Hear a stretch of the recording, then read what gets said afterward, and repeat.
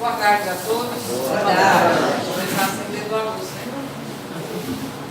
Vamos nos envolver com a espiritualidade que se faz presente nessa tarde, rogando aos bons espíritos e a Jesus que toque o nosso coração e a nossa mente, para que a gente possa compreender melhor as palavras do Evangelho, que a gente possa se confortar e se consolar, e que todos, de acordo com a necessidade e o merecimento, possa receber as bênçãos dessa casa de caridade. Gostaria de abrir a tarde, dessa tarde, rogando aos senhores que lá no fundo dos vossos corações possam ouvir com amor o pedido que vos faço nessa tarde. Acredito que todos os senhores lembram daquela frase que diz que muitas vezes Jesus vem através de um pedinte bater a nossa porta para verificar como é que anda o nosso coração, se temos a bondade, a generosidade de compartilhar do nosso alimento, ou se vamos ficar no comodismo do nosso egoísmo e dizer não. É claro que o que eu vou dizer aos senhores é para aqueles que podem, aqueles que têm a possibilidade de fazer, de facilitar. É muito triste chegar no planeta Terra e não ter algo para vestir. Nós falamos muito sobre a liberação do aborto, ou sobre o quanto o aborto é ruim, o quanto nós devemos contribuir para que não haja, para que esse espírito possa chegar à Terra e aproveitar da evolução, da sua evolução. Como nós podemos fazer isso se nós não estendemos as mãos para as mãezinhas que estão necessitadas?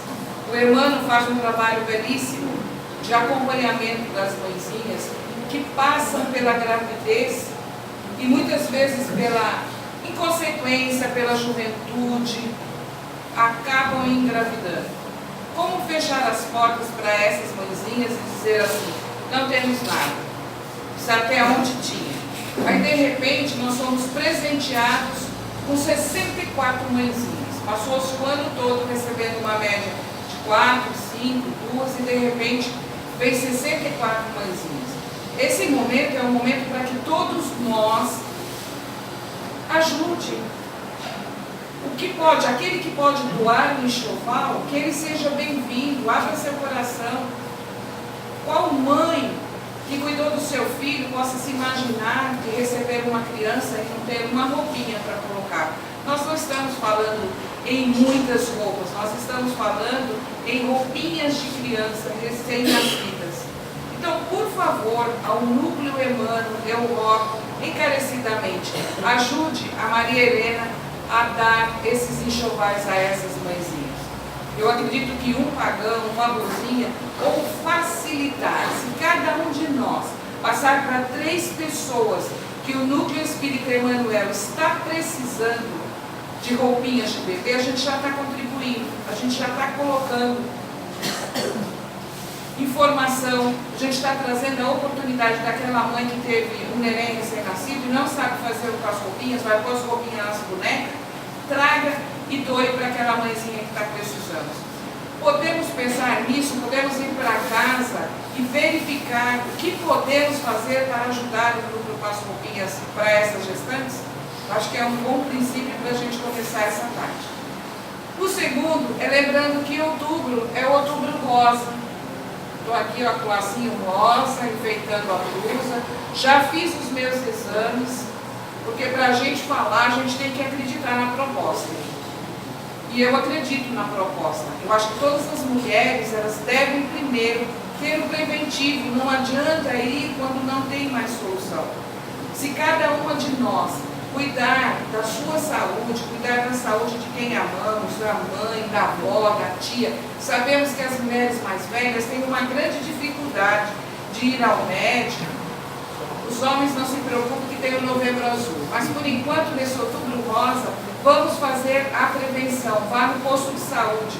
Aquele que disser que o posto de saúde de Praia Grande não tem atendimento, eu vou querer que me façam acreditar, porque eu conheço o trabalho da prefeitura nesse sentido, da prevenção. Vamos nos prevenir contra a doença. é uma obrigação e um respeito que a gente tem que ter com o nosso corpo, com o corpo que Deus nos emprestou. A nossa proposta, a proposta que a casa nos traz nessa tarde, é ainda falar sobre o capítulo do Evangelho segundo o Espiritismo, o capítulo 1, eu não vim destruir a lei. É importante que a gente compreenda, porque muitos de nós têm muitas dificuldades e diz assim, eu não entendo, eu abro o Evangelho, mas eu não consigo entender. E aqui já está sendo feito o estudo para que a gente possa começar a compreender, porque assim, se eu tiver alguma dúvida, se por acaso eu não compreendi o que o palestrante falou, eu posso segurar ele lá no final, quando ele for embora, eu posso fazer a pergunta para os trabalhadores, eu posso depois procurar as escolas da casa para que eu aprenda, para que eu melhore, para que eu esclareça e para que eu compreenda. Porque a partir do momento que eu entender, eu vou sofrer menos, eu vou começar a evoluir e vou progredir, porque a minha proposta é essa. Nós não viemos com metas de conquistas, de quem vai chegar primeiro, de quem vai alcançar meta nenhuma. Mas o que nós vamos fazer com o que nós estamos aprendendo com a nossa reencarnação, com essa reencarnação. Nós somos o nosso melhor momento, nós estamos na nossa melhor forma. Hoje, reencarnados, nós somos o suprassumo do mercado. Nós estamos na melhor posição, preparados para ouvir as lições do Evangelho. Nós hoje vamos falar sobre a ciência e a religião. O momento em que Kardec percebe que ali chegou o momento da ciência e da religião seguirem juntos. Vamos começar lendo um pedacinho do Evangelho, que eu gosto sempre de começar com essa explicação da nossa doutrina. E esse mês foi o mês de agosto, mês do aniversário de Allan Kardec, dia 3 de outubro, a nossa gratidão, de Allan Kardec ter deixado para a gente esse legado, o esclarecimento da doutrina dos Espíritos. E lembrando também que dia 4 de outubro foi dia de São Francisco de Assis, que a gente utilize o exemplo de São Francisco de Assis para melhorar a nossa vida, a nossa fraternidade e viver em paz com a natureza e principalmente com os animais, que é um dos exercícios que Francisco de Assis fez com tanto amor, com tanta dedicação. Aliança da ciência com a religião. A ciência e a religião são as duas alavancas da inteligência humana. Uma revela as leis do mundo material e a outra as leis do mundo moral. Mas essas leis, tendo o mesmo princípio que é Deus, não podem contradizer-se. Se umas forem a negação das outras, umas estarão necessariamente erradas e as outras certas, porque Deus não pode querer destruir a sua própria obra. A incompatibilidade que se acredita existir entre essas duas ordens de ideia provém de uma falha de observação e do excesso de exclusivismo de uma ou de outra parte. Dito resulta o conflito que originou a incredulidade e a intolerância.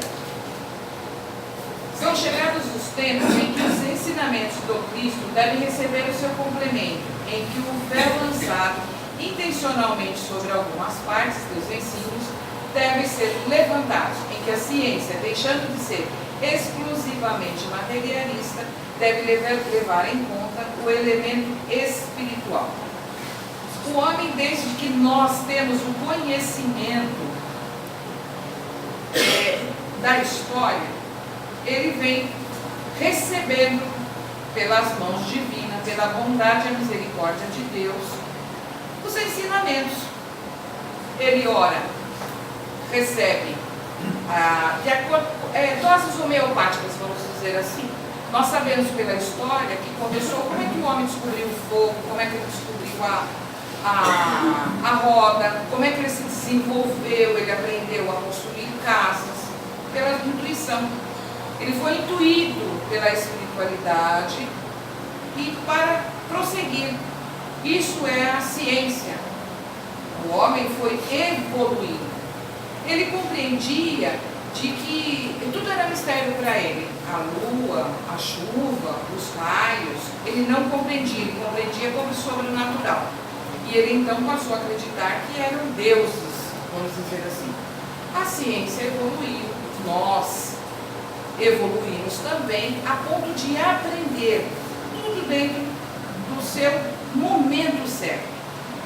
Porque a nossa inteligência ainda era muito pequenininha. Nós nascemos já com a semente do saber e a semente do amor dentro de nós. Nós fomos programados para isso. Nós viemos aqui nesse planeta, nessa oportunidade carnal, para vivenciar e aprender e refinar os nossos conhecimentos. Se ora aprendemos pela ciência, ora aprendemos pela religião. Nós fomos recebendo as revelações aos pouquinhos. As primeiras revelações ainda vêm de Abraão, que a gente tem o conhecimento, que pede para que ele saia e divulgue. Porque já lá dentro do coração já existia o monoteísmo, já existia a ideia de um Deus único. Porque muitos daqueles espíritos que estavam encarnados entre nós eram espíritos que tinham já a consciência e o conhecimento, que eram os capelinos, que vieram de outros orbes, encarnados aqui na Terra para alavancar a evolução. Nós todos fomos criados simples e ignorantes, com as mesmas possibilidades. Em alguns momentos, uns mais na frente, outros no meio e outros mais retardatários. Esses espíritos, quando encarnados aqui na Terra, vieram pela necessidade novamente de começar tudo de novo. Porque tinham aprendido pela sabedoria, pela ciência, mas não tinham posto em prática pelo amor, pela sabedoria de usar aquilo que tinham aprendido. Nós evoluímos até Moisés, um povo subjugado pelos egípcios, com a grande oportunidade, porque já tinham dentro do coração a semente do monoteísmo. Por isso era o povo prometido. Foi-se preparado a vinda de Jesus, pelos profetas já se foi revelado ao homem que viria aquele Salvador, que traria a palavra e os libertaria.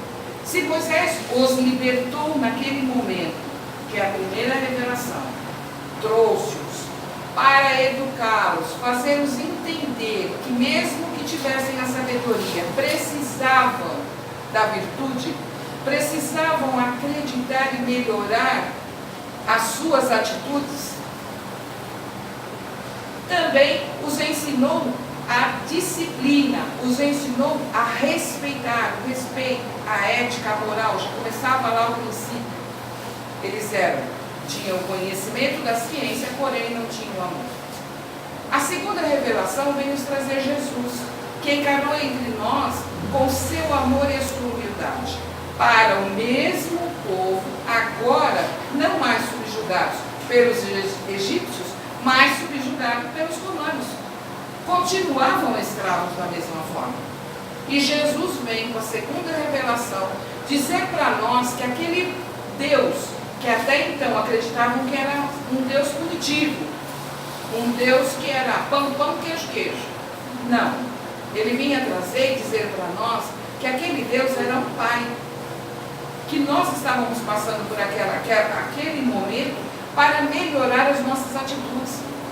Nos ensinou a caridade, a fraternidade. Ele veio trazendo a ideia de que nós precisávamos vencer pelo amor, enquanto aqueles homens rudes acreditavam que o Messias prometido tinha que tomar o poder, trazer para eles o poder.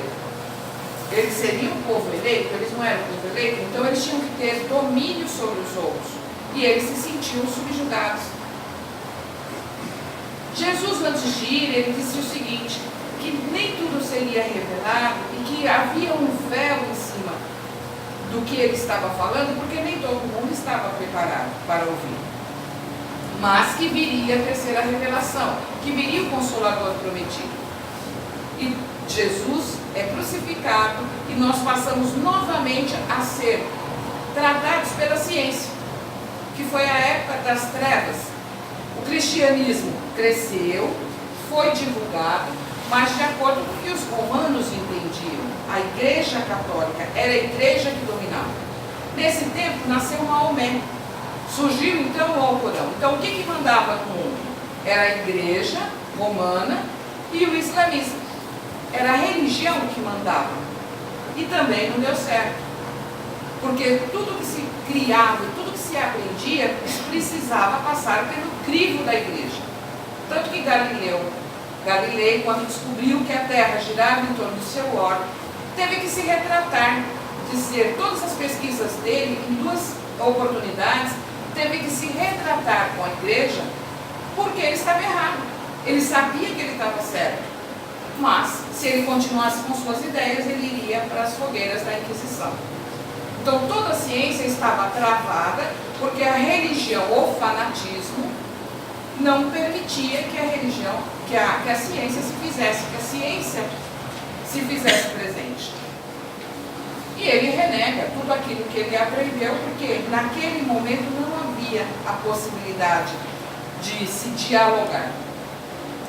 Nesse momento, começa a se nascer na Terra, é o momento iluminismo, em que nascem filósofos, nascem estudiosos, e que vêm para anteceder o Consolador prometido.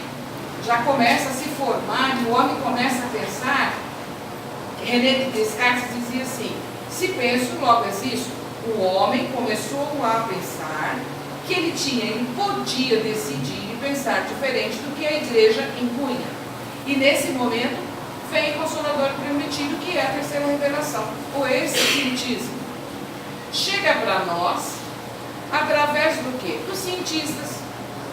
Allan Kardec passa a estudar, e junto com Allan Kardec vem outros, vem Gabriel Delano, vem Camille Flammarion, vem Ernesto Bosano, que até então eram estudiosos e passam a estudar aqueles fenômenos. Porque não aconteceu só lá na França, aconteceu no mundo todo. Povoa-se no mundo todo o Espiritismo. E ele vem clarear. Então, nesse momento, Kardec diz: agora a ciência passa a trabalhar junto, a desenvolver o Espiritismo. Vamos trabalhar junto, porque precisamos descobrir. Porque a ciência, sem a religião, ela não chegaria a lugar nenhum. Porque todos os cientistas, ou mesmo se a gente perceber, quanto mais cultura o homem tem, mais se afasta de Deus. E aí se diz que é a morte de Deus. O homem mata Deus. As culturas, as sabedorias, vamos dizer assim, mais cultas, elas não acreditam na existência de Deus. São tão soberbos a ponto de acreditar que a inteligência é única, é sua, é material. E acabam se esquecendo que existe um Criador, que se depender dele, chamam a senha 23, 24, 25, até a 100. E assim, todos aquelas chamadas vão para o plano espiritual. Mas a partir desse momento já se começa a abrir, a descortinar as grandes verdades que a religião dizia. Por um outro lado, se deixasse tudo pela religião, nós vamos cair novamente no fanatismo, como até hoje nós vivemos e presenciamos o fanatismo religioso.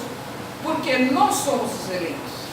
Os religiosos, ou alguns dos religiosos, acabam acreditando que se Deus me deu a oportunidade, se eu sou eleita pela minha religião e eu tenho conhecimento, eu sento em cima dela e passo a não admitir nada que aconteça à minha volta.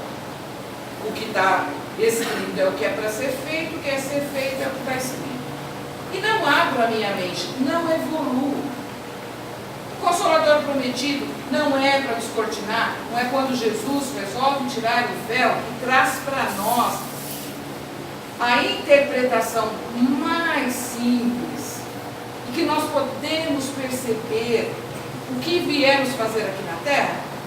Nós temos que perceber que na atualidade nós contamos já com muitas instituições que já fazem as pesquisas sobre o Espiritismo. Na USP existe a Proceco. Eu anotei o nome para que a gente possa ter o conhecimento. É Proceco. É o Programa de Saúde, Espiritualidade e Religiosidade.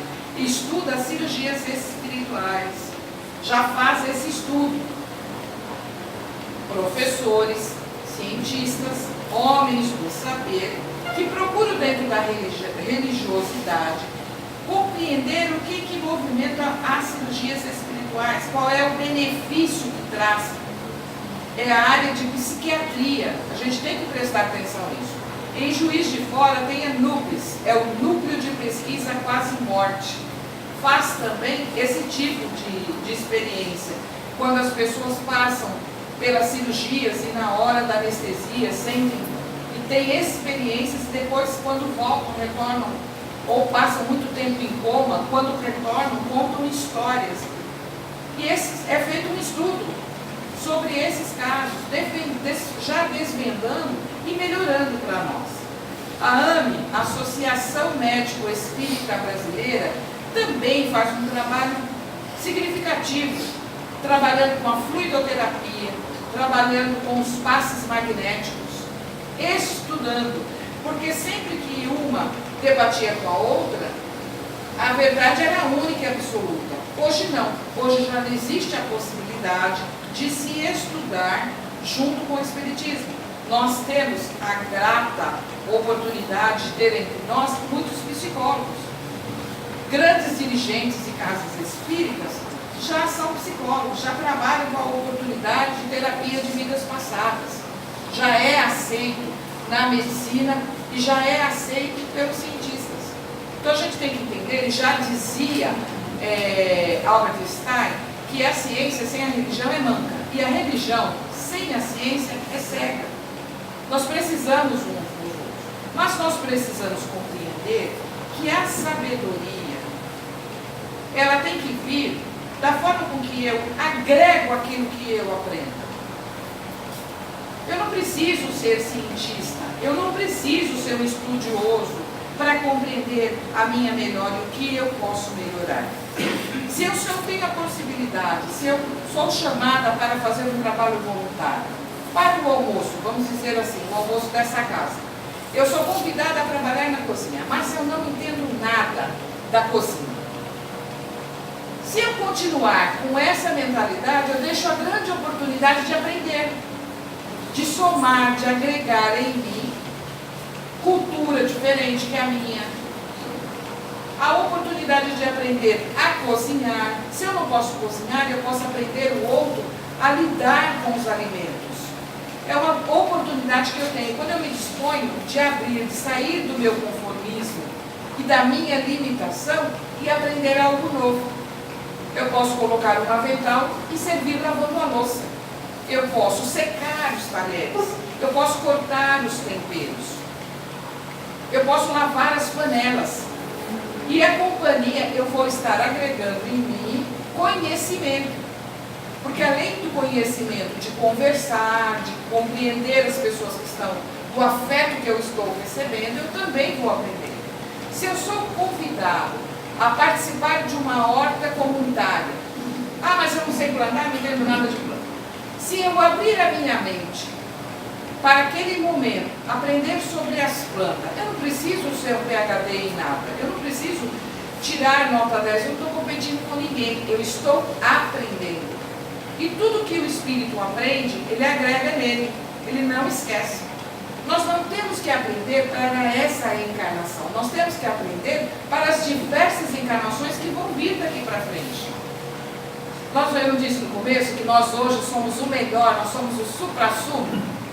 Então, nós precisamos agregar, nós precisamos de sair da nossa zona de conforto e aprender. O ser humano, ele veio aqui nesse planetinha Terra para aprender, compartilhar e ensinar. Não tem nada que um ser humano não tenha para ensinar ao outro. Alguma coisa ele vai ensinar. Como também não tem nada que ele não possa aprender. Eu não preciso, a essa altura do campeonato, eu não preciso ser um médico. E mesmo a respeito, a gente percebe que quando a pessoa cresce na sabedoria, ela também cresce na vaidade. O médico, ele se acredita em Deus. E se ele perder o paciente ou não, foi uma casualidade. Ele não se importa, muitos, eu não estou generalizando, porque nós conhecemos pessoas maravilhosas na área da saúde. Mas muitos acabam agindo assim, no direito. Nós percebemos que muitos dos advogados poderiam estar advogando em causas melhores e muitas vezes acabam aproveitando da inteligência que tem, utilizando para uma má defesa ou uma defesa injusta, vamos dizer assim. Não está tirando aproveito daquilo que lhe foi ensinado, daquilo que ele aprendeu. E a sabedoria, nós vamos dizer assim, que a filosofia, ela é a mãe da ciência. Philo, que é o amor, a fidelidade, né? É o amor filial, a sofia, a sabedoria. Então é o amor à sabedoria. Se a gente pudesse colocar mais, estudar mais, compreender o que se passa dentro de nós poderíamos olhar o outro com mais carinho, com mais atenção e com mais amor. Quanto mais cultura eu tenho, quanto mais instrução eu tenho que transformar em sabedoria para utilizar para o meu semelhante, facilitando a vida do outro. Se eu melhoro nessa condição, eu recebo, porque nós fazemos esse intercâmbio. Da mesma forma que a Cida falou para a gente no início, quando nós estamos juntos, nós estamos recebendo, mas também estamos doando. Por isso que é importante que quando eu venha para casa, eu venha limpinha, perfumada, com bons pensamentos, preparada tanto para doar quanto para receber. Porque até para receber nós temos que estar preparados. Aí eu saio da minha zona de conforto e passo a doar. Eu vou lembrar mais uma vez que os girassóis procuram o sol.